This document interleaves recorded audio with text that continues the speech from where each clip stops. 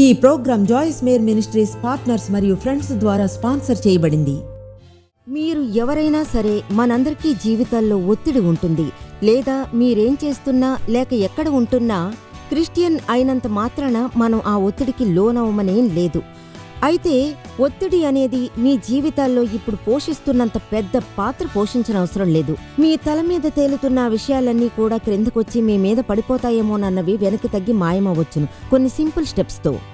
మరైతే ఓవర్లోడ్ కాకుండా పరిష్కారం ఏమిటి? ఆ విషయం గురించి జాయిస్ ఈనాటి బోధనలో చెప్పబోతున్నారు.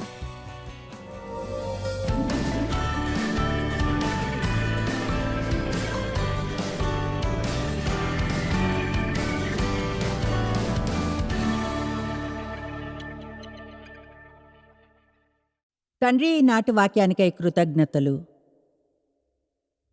ఆశ్చర్యంగా ఉంది దేవా, మేము డీల్ చేసే ప్రతి సమస్యకి నీ వాక్యంలో జవాబు ఉందంటే ప్రతి ఒక్కదానికి కూడా. అవును, నిజమే. మేము గాని నువ్వు నడిపించినట్లు జీవిస్తే మాకు ఒత్తిడి ఉండదు. కనుక ఈ వారాంతంలో నువ్వు మాతో మాట్లాడి నీ కృపతో మేము చేయగల మార్పులను అర్థం చేసుకోవడానికి హెల్ప్ చెయ్యి. శాంతంగా జీవించడానికి యేసునామంలో ఆమేన్. చూడండి, ఒత్తిడి అనేది ఈ తరానికి ఉన్న జబ్బు. ఇది ఒక $multi-billion బిజినెస్. స్ట్రెస్ యొక్క మేనేజ్మెంట్ ఒత్తిడిని సరిచేసే మందు. అది ఒక కౌన్సిలర్కి వెల చెల్లించి వచ్చినా, లేదా వేర్వేరు మందులతో, లేదా బుక్స్తో, లేదా స్ట్రెస్ మేనేజ్మెంట్ క్లాసులతో, లేదా సెమినార్లతో, లేదా ఏదైనా సరే. అంటే ఎలా రియాక్ట్ అయ్యారో చూశారు. వర్షిప్ టీంకి దాని మీద బోధిస్తానని చెప్పినప్పుడు వాళ్ళందరూ ఎలా అంటే, ఈ వారాంతంలో తప్పకుండా వింటాం అంటే బహుశా ఖచ్చితంగా మనందరం అర్థం చేసుకుంటాం. ఏమనంటే, ఒత్తిడిలో జీవించడం అనేది దేవుని చిత్తం కాదని. ఎల్లవెళ్ళ ఒత్తిడిలో మనలో ఎంతమందికి తెలుసు అది దేవుని చిత్తం కాదు అని? ఓకే, కనుక అది మన కల్చర్ యొక్క జబ్బు. అయితే మనం ఒక కల్చర్లో జీవిస్తున్నందున దాని అర్థం మనం ఆ కల్చర్ని అలవాటు చేసుకోవాలని కాదు. ఇప్పుడు చెప్పబోయేది వినండి. లేకుంటే మనం చివరికి ప్రతిదానికి సాకులు చెప్తుంటాం. అది ఎలా అంటే, ఈనాడు ప్రపంచం అలానే ఉంది, అయితే మీ ప్రపంచం అలా ఉండాల్సిన అవసరం లేదు. ఆమేన్. చెప్పాలంటే దాన్ని మళ్ళీ చెప్తాను. ఈనాడు ప్రపంచం అలా ఉన్నందున దాని అర్థం మీ ప్రపంచం అలానే ఉండాలని కాదు, లేదా నా ప్రపంచం ఉన్నట్లుగా. నేను చెప్పగలను,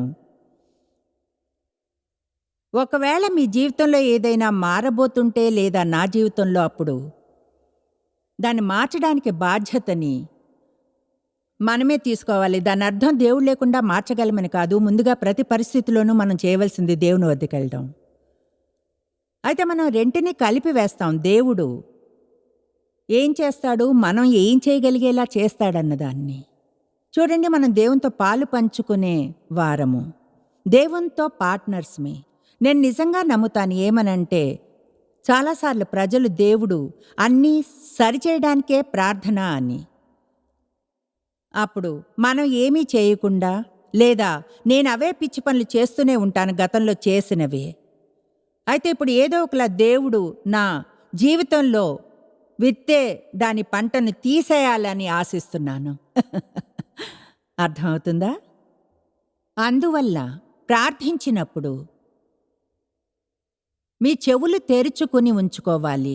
దేవుడు మీతో మీ సమస్యకు మూల కారణం, దాని గురించి ఏం చెప్తాడు అన్నది వినడానికి. ఇప్పుడు కొన్నిసార్లు మనం చేయగలిగేది ఏమీ ఉండదు. అలా అయితే అప్పుడు దేవుడు వచ్చి అదంతా చేస్తాడు.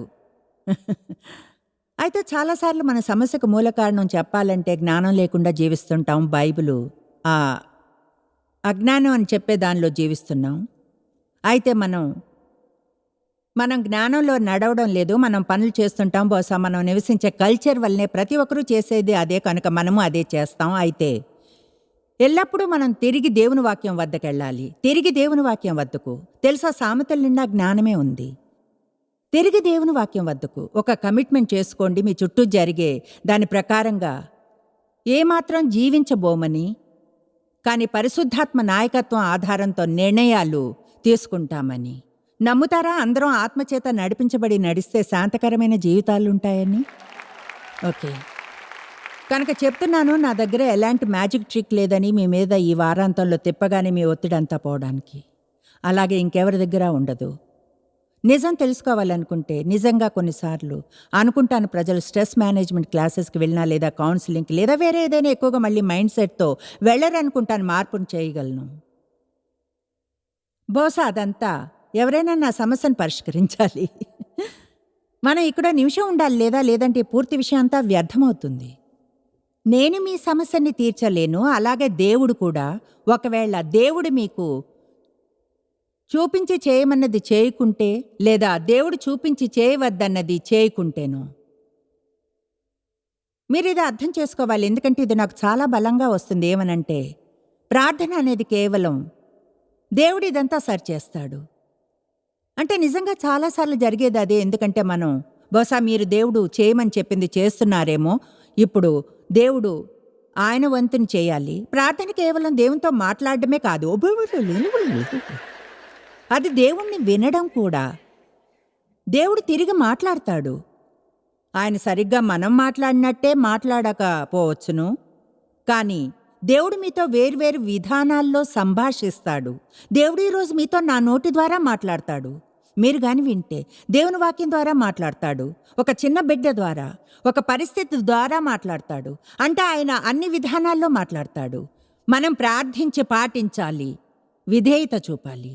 ఈ గదిలో ఒక్కరు కూడా లేరు, లేదా టీవీని చూసేవారిలోనో ఎవరైతే ఒత్తిడి కల జీవితాన్ని శాంతికరమైన దాంతో మార్చుకోవడానికి, ఒకవేళ మీరు ఒక మ్యాజిక్ ఫార్ములాని గాని ఇష్టపడకుంటే, అయితే కొన్ని సమస్యల మూల కారణాన్ని తెలుసుకుంటే, మీకెందుకు ఒత్తిడి ఉందో ఇష్టపడుతుంటే అప్పుడు దేవుని సహాయంతో చేయవలసిన మార్పులను చేసుకోగలరు. దాన్ని మళ్ళీ మళ్ళీ చెప్తాను, ఆయన లేకుండా మనం ఏం చేయలేం. అయితే ఇలా చెప్పడం న్యాయమే, మనం లేకుండా ఆయన ఎక్కువగా చేయడు. ఏమో నాకు తెలీదు, అది వచనాపరమైందని తెలుసా? అవును, తప్పనిసరిగా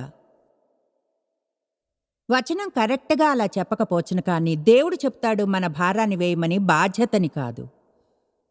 మనల్ని యూజ్ చేస్తాడు, ప్రజల ద్వారా కార్యం చేస్తాడు. కనుక దేవుడు నన్నేం చేయమంటాడో తెలుసుకోవడానికి ప్రార్థిస్తాను. లేదా ఒకవేళ అక్షరాల చేయమని చెప్పడానికి లేకుంటే అప్పుడు ఆయన చేయాలని అనుకుంటా.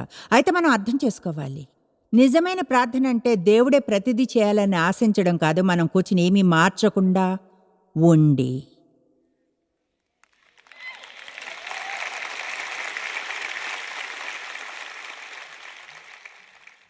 ఒత్తిడి మన చుట్టూ ఉంది, చెప్పాలంటే తక్కువయ్యే ఛాన్సే లేదు. కనుక మన ఎంపిక ఏమిటి? చూడండి, చాలా కాలం వరకు నేను నా చుట్టూ ఉన్న ప్రతిదీ మార్చడానికి చూసా. బహుశా మీరు ఇప్పుడు ఆ చోటనే ఉన్నారేమో. చూడండి, మీరు అది చేయడం మానేస్తే శాంతి ఉంటుంది, మీరు అది చేయడం మానేస్తే నాకు శాంతి ఉంటుంది. మీరు ఇది చేయడం ఆరంభిస్తే శాంతంగా ఉంటాను. నాకు ఇంకా ఎక్కువ డబ్బుంటే శాంతంగా ఉంటాను, నాకు ఇంకా మంచి బాస్ ఉంటే ఎల్లప్పుడూ ఇక్కడ ఇంకేదో ఉండేది. కమాన్ నా, ఎల్లప్పుడూ బయట ఇక్కడ ఏదో ఒకటి ఉండేది నాకు శాంతి లేకపోవడానికి కారణం. నిజంగా అదే అందరినీ తిరిగి ఏదైనా తోటకు తీసుకెళ్తుంది. చూడు, నువ్వు నాకిచ్చిన స్త్రీ, ఆమె దీన్ని నాకిచ్చింది.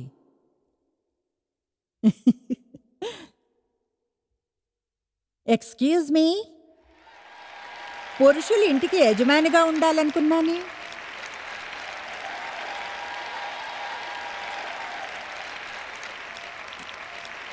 తోటకి యజమానిగా ఉండే సంగతి గురించి ఏమిటి? వెంటనే ఆరంభమవ్వాలిగా. చింతించకండి, అక్కడే ఉండిపోను.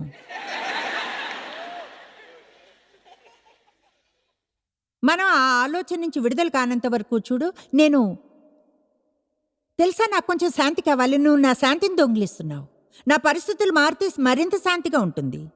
మీ పరిస్థితులు ఓకే, నిరుత్సాహపరచను. చూడండి, మీ పరిస్థితులు మారవచ్చును, కానీ మీకు ఇంకేవో వస్తాయి.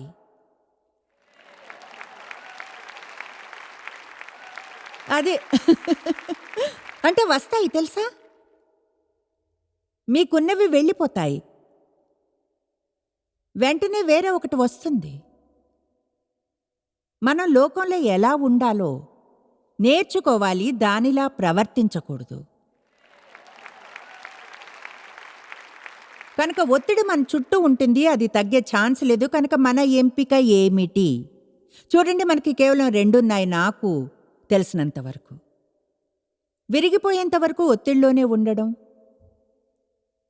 అది ఒక ఎంపిక. విచారకరం, నాకు తెలుసు కొంతమంది దాన్నే ఎంచుకుంటారు. లేదా దాన్ని మీ లోనికి రానివ్వకుండా, దానిచే బాధింపబడకుండా ఉండడం నేర్చుకోవడం. మన చుట్టూ ఉన్నది మన లోపలికి పోనక్కర్లేదు. ఆమేన్. శాంతి అనే దాన్ని నిమ్మళమైన మనస్సు అని వివరించారు. అండ్ బాయ్, నాకు అది ఇష్టమా? నిమ్మళమైన మనస్సు.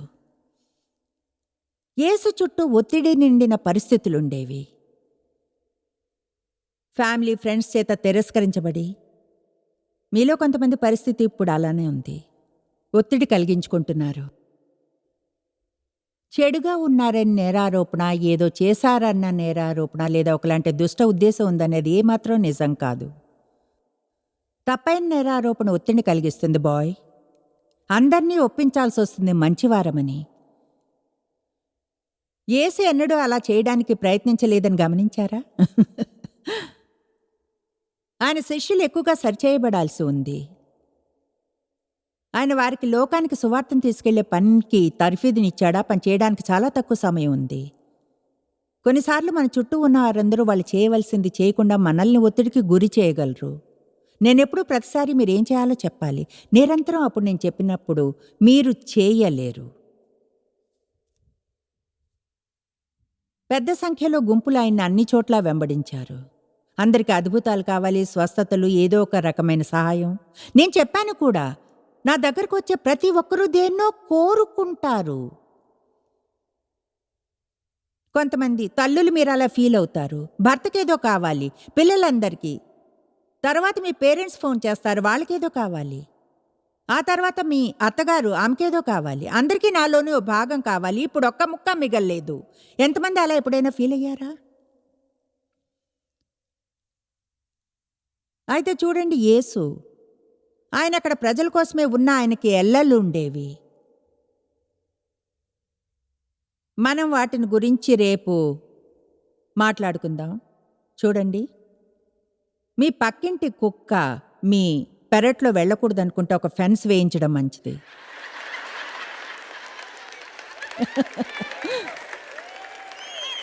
ఆమేన్. అంటే మనం మన జీవితాల చుట్టూ కొన్ని ఫెన్సుల్ని వేసుకుని ఇలా అనాలి, మీరు ఇంతవరకు వెళ్ళవచ్చు, దీనికంటే ముందుకు వెళ్ళలేరు.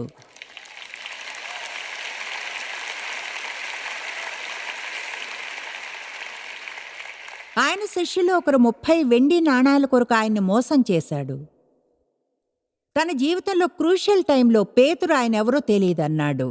పేతురు చెప్పాలంటే ఆయనకు మంచి సన్నిహిత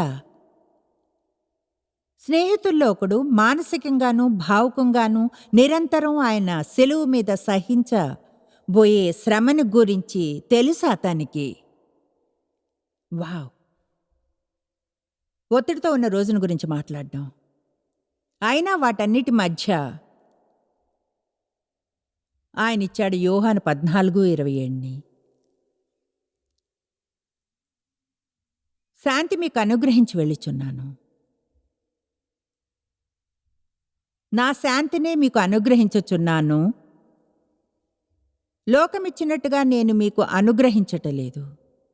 మీ హృదయమును కలవరపడనీయకుడి లేదా వెరవనీయకుడి. మీకు మీరు కలవరపడేలా చేసుకోవడం మానివేయండి.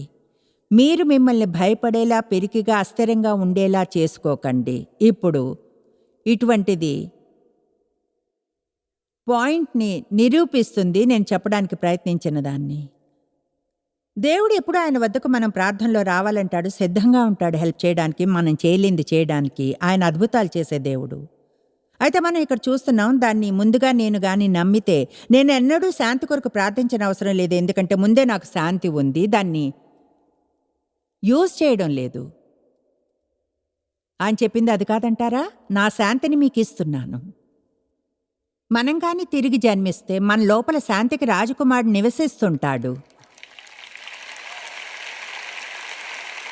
అంటే లోపల క్రింద లోతుల్లో మీరు గాని నీళ్ల బాడీని గురించి ఆలోచిస్తే, ఆ నీళ్ల మీద ఒక తుఫాను వస్తే పైన మీరు అలల్లాగా కదులుతూ అలజడిని చూస్తారు.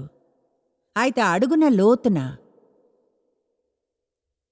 ఎంతో నిమ్మళంగా ఉంటుంది, ఎంతో నిమ్మళంగా. అందుకనే శాంతిని నిమ్మళమైన మనసు అని వర్ణిస్తారు.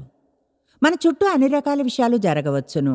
అయితే మనం కానీ దేవునితో సంబంధంలో ఉంటే, ఆయన మీద ఆధారపడి ఆయన్ని నమ్మి మనకింకా శాంతి ఉంటుంది. దాని అర్థం మనం పరిస్థితిని ప్రేమించాలని కాదు, దాని అర్థం బాధ పెట్టదని కాదు. అయితే మనకి ప్రత్యేకమైన శాంతి కలుగుతుంది అని అర్థం. లోకం మనకు అనుగ్రహించే శాంతి కేవలం పరిస్థితులకు సూట్ అయినప్పుడే ఉంటుంది. కానీ యేసు మనకిచ్చింది దానికంటే ఎంతో శ్రేష్టమైనది. ఆయన మనకిచ్చే శాంతి, అది నిజంగా దాని శ్రేష్టమైన విధానంలో చెప్పగలదు. ఆ శాంతికి ఎలాంటి అర్థం లేదు. అది ఏ కారణమూ లేని శాంతి. వేరుగా చెప్పాలంటే నాకు తెలీదు నేను ఎలా శాంతిని పొందగలను. మీరు దాదాపు ఇబ్బందిగా ఫీల్ అవుతారు శాంతి ఉందని చెప్పడానికి. ఎందుకంటే అనుకుంటారు మీరు అతి ధార్మికులైన వారో లేక వేరే ఏదైనా అని. అయితే నిజాయితీగా మీరు అత్యంత క్లిష్టమైన పరిస్థితిలోనూ శాంతిని పొందగలరు, ఒకవేళ మీకు గాని దేవునితో లోతైన సంబంధం ఉంటే. చెప్తున్నాను, బహుశా మనకు నేను ప్రేమగా పిలిచే లోతైన బోధన అనేది కావాలి. ఆమేన్. ఈ వారంలో దాని గురించి ఆలోచించా. ఎన్నో వేరే విషయాల గురించి. ఎలా ఏళ్ల క్రితం ఇలా పిలువబడే సభలు ఉండేవో, లోతైన జీవితం సభలు. మనకు అలాంటివి ఇంకా కొన్ని కావాలి. లూకా 5వ అధ్యాయంలో యేసు అన్నాడు, లోతునికి వెళ్ళి వలలు వేసి చేపలు పట్టండి. కనుక మనం మనసులకు బయట ఎలా జీవించాలో నేర్చుకోవాలి, మన ఆత్మలకు బయట. అంతేకాని మన చుట్టూ జరిగే ప్రతిదాని ప్రకారంగా ప్రతిస్పందించడం కాదు. చూడండి, అది ఎలా చేయాలో నాకు తెలీదు, బోధిస్తూ ఉండండి సిస్టర్. ఓకే, సరే. శాంతికి మీరేం విలువనిస్తారు? దీని నుంచి మీరు అంతగా ఏమీ పొందలేరు ఒకవేళ మీరు కానీ నిర్ణయించుకోకుంటే. ఏమనంటే మీకున్న అత్యంత విలువైన వాటిల్లో బహుశా శాంతి ఒకటన్ని. దేవుని ప్రేమ సరిగ్గా పైన ఉంటుంది. దేవుని యొక్క కృప అద్భుతమైంది. అయితే చూడండి, ఈ శాంతి అది చాలా ముఖ్యమైంది. మిమ్మల్ని ఒక ప్రశ్న అడుగుతాను. పడక మీద నుంచి లేవడంలో అర్థం ఏముంది? ఒకవేళ లేచాక రోజంతా అప్సెట్ అయి ఉంటే?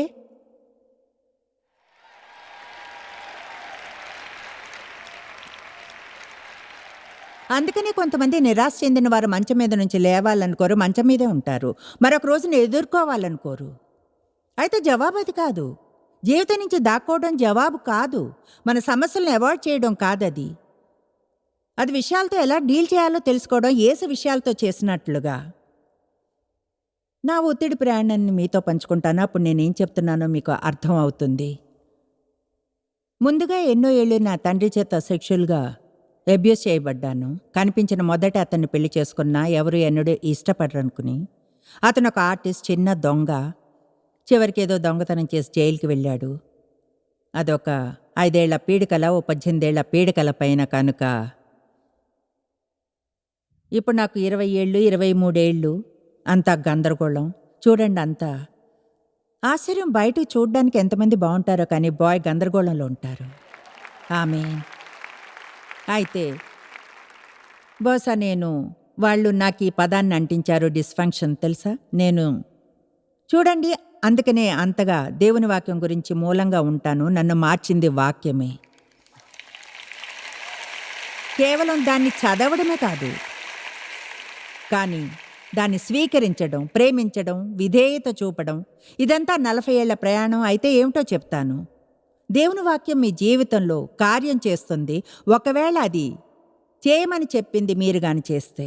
నాకు ఆ చూపులొద్దు, చేయలేను అనేవి. ఎందుకంటే దేవుడు చేయమని చెప్పింది ఏదైనా సరే చేయడానికి ఆయన సామర్థ్యాన్ని ఇస్తాడు, మీరు ఇష్టం చూపితే. కనుక చింతించాను. నాలో అంత భయం, కోపంగా ఉండేదాన్ని, అభద్రతాభావం. విలువను వెతకాలనుకున్నాను. నా గురించి మంచిగా ఫీల్ అవ్వలేదు కనుక నా పనిలో విలువను వెతికాను. నా సాధనలో కనుక చచ్చే వరకు పనిచేస్తుండేదాన్ని. ఎవరైనా అక్కడికి వెళ్ళారా, అలా చేశారా? ఆమేన్. అంత ఒత్తిడి వల్ల నాకు శారీరక సమస్యలు వచ్చాయి. నా పర్సనల్ సంబంధాల్లో సమస్యలు తెచ్చుకున్నాను. ఎప్పుడూ ఓవర్లోడ్ అయ్యి ఉండేదాన్ని. తెలుసా, ఎప్పుడూ ఒత్తిడిలో ఉంటే ఎవరితోనూ కలిసి ఉండలేరని శీల. సంభాషణ ముగిసింది. నేనొక క్రిస్టియన్ని, ఫుల్ టైం పరిచర్లో ఉన్నాను. అయినా నాకు ఈ సమస్యలన్నీ ఉండేవి. రక్షణ పొందగానే గ్యారంటీ ఏమీ లేదు మీకు ఈ సమస్యలేవి ఉండవని. అలా అనుకోకూడదు కూడా. మన ఆత్మ విడుదల పొందాలంటారా? నూతన జన్మ సమయంలో జరిగేది అదే. అయితే మన ఆత్మ రక్షణ పొందాలి. అది మీ మనస్సు, మీ చిత్తం మరియు మీ భావాలు, విషయాల గురించి ఎలా ఆలోచిస్తారు, వాటి పట్ల ఎలా రియాక్ట్ అవుతారన్నది మనం చేసుకునే నిర్ణయాలు. అందుకనే నాకు యాకోబు 1:21 ఇష్టం. నమ్ముతాను చెప్తుంది, లోపల నాటబడి మీ ఆత్మలను రక్షించుటకు శక్తిగల వాక్యమును సాత్వికముతో అంగీకరించడు. ఈరోజు మీతో వాక్యాన్ని పంచుకుంటూ ఉండగా మీకు విషయం చెప్పాలని ఉంది. మీ మనసు నూతనీకరించబడుతుంది. మీరు ఇక్కడ కూర్చుని ఉండగా మీ మనసు మారుతుంది. కొన్ని విషయాలు ఆలోచించే విధానాన్ని మీరు మార్చుకుంటారు. ఆ విధానాన్ని మార్చుకుంటే అది మీ మాట్లాడే విధానాన్ని మార్చుతుంది. మీ ఆలోచన విధానాన్ని, మాట తీరుని మార్చుకున్నప్పుడు అది మీ వైఖరిని మారుస్తుంది. తర్వాత అది మీ ప్రవర్తనను, తర్వాత సడన్గా ఇక్కడున్న ప్రతిదానికి మీపై అధికారం ఉండదు.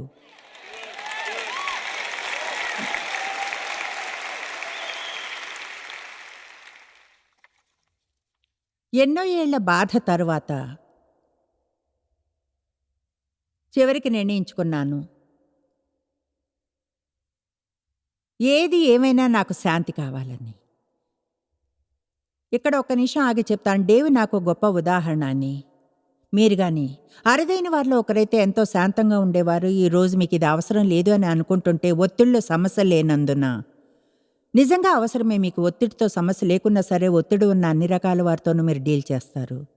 వాళ్ళు మీకు అర్థం కారు. మీకు మాత్రం ఎలా అంటే, అసలు మీ సమస్య ఏమిటి, ఆ విషయానికంత అప్సెట్ ఎందుకు అవుతారు, దాని గురించి ఎందుకు పట్టించుకుంటారు, వాళ్ళు అలానే ఉంటారు. అయితే నాకు డేవ్ ఒక గొప్ప ఉదాహరణ. నాకు శాంతి ఉండేది, ఎందుకంటే నేను పుట్టి పెరిగిన వాతావరణంలో అదేమిటో కూడా తెలీదు. ఎంతమంది పెరిగారు కోపంగా, హింసాత్మకమైన ఇంట్లోనూ వాతావరణంలోనూ? నిజంగా శాంతి అంటే ఎలా ఉంటుందో తెలియకుండా నాకు తెలియదు అదేమిటో. నాకు శాంతి కలగడం ఆరంభించినప్పుడు బోర్ కొట్టింది. అదెలాంటి చూడండి, నిజంగా అప్సెట్ కాకుండా దేని గురించి చింతించడానికి ఉండదు. నిజంగా చెప్తున్నాను, అప్సెట్ కాకుండా దేని గురించి చింతించడానికి లేదు. కోపం వచ్చేది కాదు, నాతో నేను ఏం చేయాలో తెలిసేది కాదు. నేను జోక్ చేయడం లేదు. నాకు గుర్తుంది, ఈజీ చైర్లో కూర్చుని ఆలోచించడం బోర్ కొడుతుంది.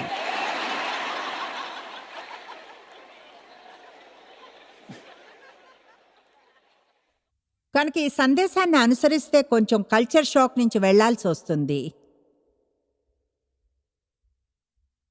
నిర్ణయించుకున్నాను, డేవ్కి గానుంటే నాకు ఉండాలని. ఎవరికైనా శాంతి ఉంటే నాకు కూడా కావాలి. కనుక నేను ఓ నిర్ణయం తీసుకున్నాను. ఈరోజు నేను వేరేమీ చేయకుండా నిర్ణయం తీసుకునే పాయింట్కి తెస్తాను. మీరు ఒక నిర్ణయాన్ని తీసుకోవాలి. ఏమనంటే దానికి ఏం చేసినా సరే, కమాన్, దానికి ఏం చేయాల్సినా సరే, మీరు మాత్రం దీన్ని మీ లోపల ఒక బండలా వేయాలనుంది. ఏం చేయవలసి వచ్చినా సరే నేను శాంతంగా ఉంటాను అని.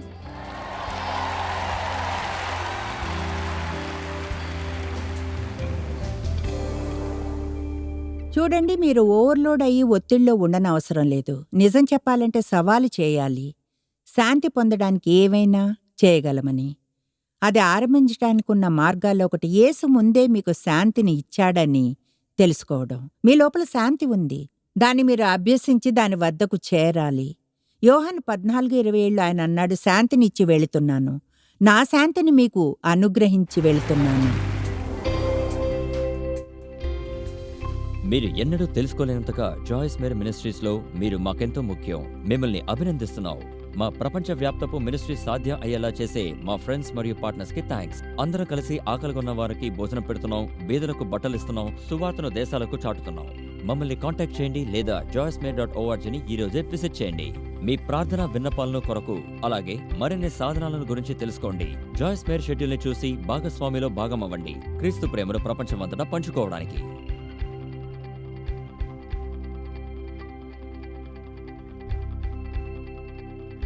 ఈ ప్రోగ్రాం జాయిస్ మేయర్ మినిస్ట్రీస్ పార్ట్నర్స్ మరియు ఫ్రెండ్స్ ద్వారా స్పాన్సర్ చేయబడింది.